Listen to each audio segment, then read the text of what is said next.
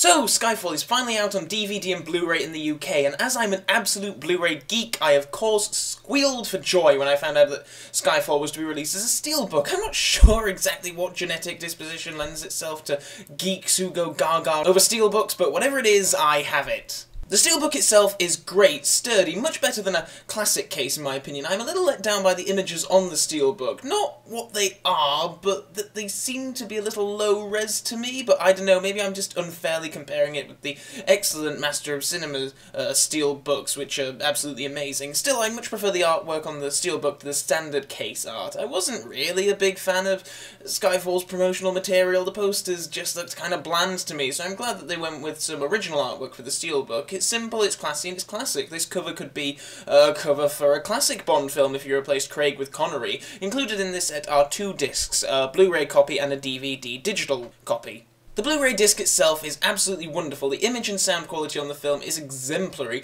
but then that's what one would expect from such a recent release. The film is presented in its standard aspect ratio of 2.40:1, with no IMAX elements incorporated in at all. I know the film's IMAX presentation was more of an open matte thing, but I would have been cool to be given the option of viewing the film in either of those ratios. But for me, it's the special features where this release really shines the most bright. This is the only time the first release of a Craig Bond film has been given a satisfactory amount of extras, and I'd go as far to say that this is the best initial release of a Bond film on a home format since Dine of the Day. The film comes with 2 audio commentaries, an hour-long making-of, a featurette showing the Skyfall premiere, a 2.5-minute theatrical trailer, and a promotional spot for the soundtrack.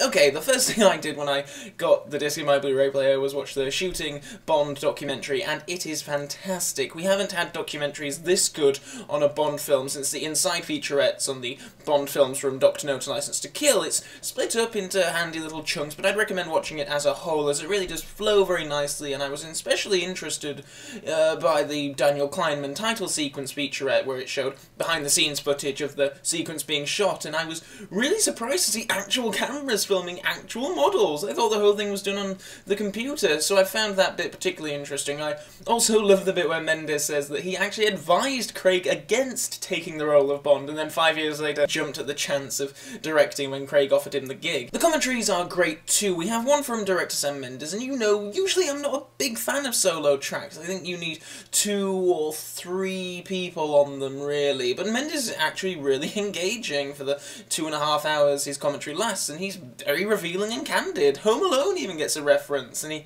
doesn't really pause much, which is great.